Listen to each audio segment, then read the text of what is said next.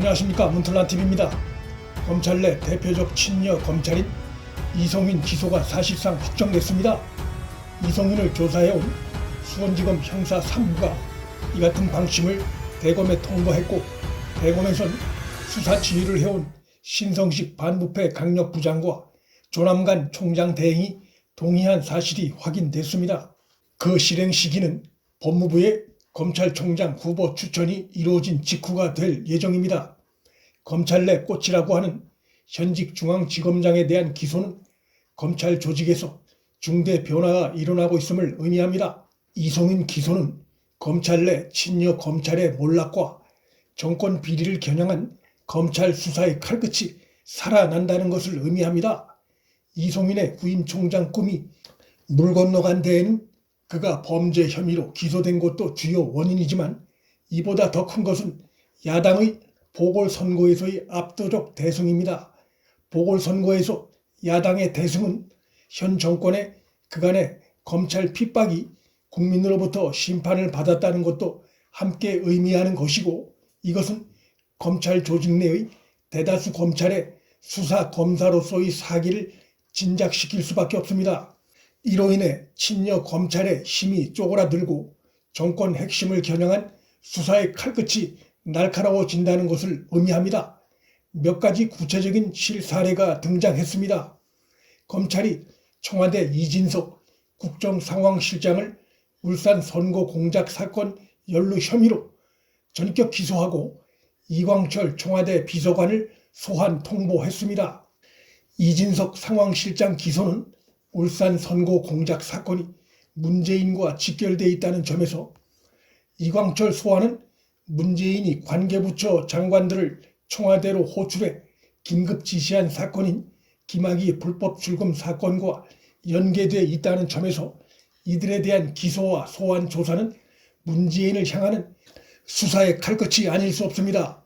중앙지검 공공수사 2부가 조국과 임종석 등을 불기소 처분했지만, 관련 사건으로 이미 기소된 자들이 공소장에 조국, 임종석에 대해서도 강한 범죄 연루 의심이 든다는 표현을 여러 차례 강조해 공소장에 적어 놓음으로써 추후라도 증거가 보강될 경우 이들에 대한 수사가 재개될 수 있는 발판을 마련한 것이어서 조국이나 임종석은 결코 안심할 수 있는 상황이 아닙니다.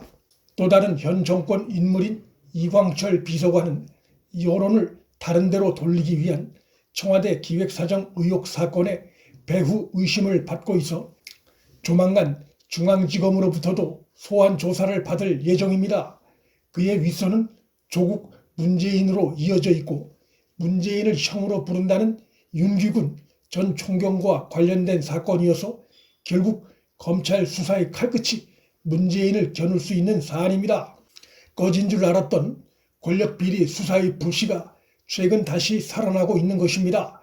이성윤은 기소가 확정돼 총장 후보에서 최종 탈락할 경우 옷을 벗고 나갈 가능성이 높지만, 설령 중앙지검장으로 남아 있는다 해도 기소된 신분과 그렇지 않은 신분은 큰 차이가 있어 그의 중앙지검 안에서의 영향력은 더욱 축소될 수밖에 없습니다.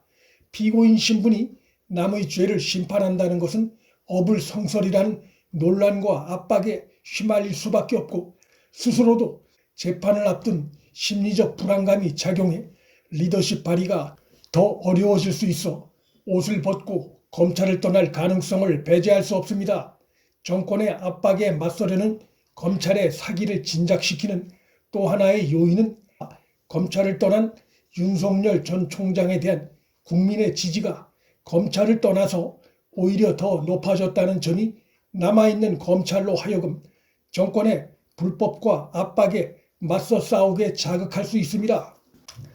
윤석열 전 총장이 검찰을 떠나기 전까지 진행됐던 울산 선거 공작 사건과 월성원전 경제성 조작 사건, 불법 출금 사건, 청와대 기획수사 사건, 옵티머스 사건 등등이 더 힘을 받을 것으로 예상됩니다.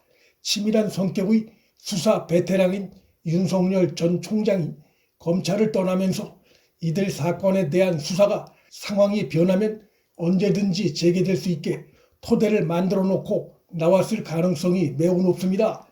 권력 핵심을 겨냥한 이들 사건들은 수사가 개시됐거나 수사팀이 배당된 사건들이고 윤 전 총장이 검찰을 떠나기 전 여권에 대한 수사 준비가 진행되고 있던 사건들입니다. 정치 상황이 크게 바뀐 상황에서 이들 사건에 대한 검찰 수사에 힘이 붙을 수 있습니다. 이들 사건 외에 현재 검찰 주변에서 여권을 긴장시키는 여러 소문들이 흘러나오고 있습니다.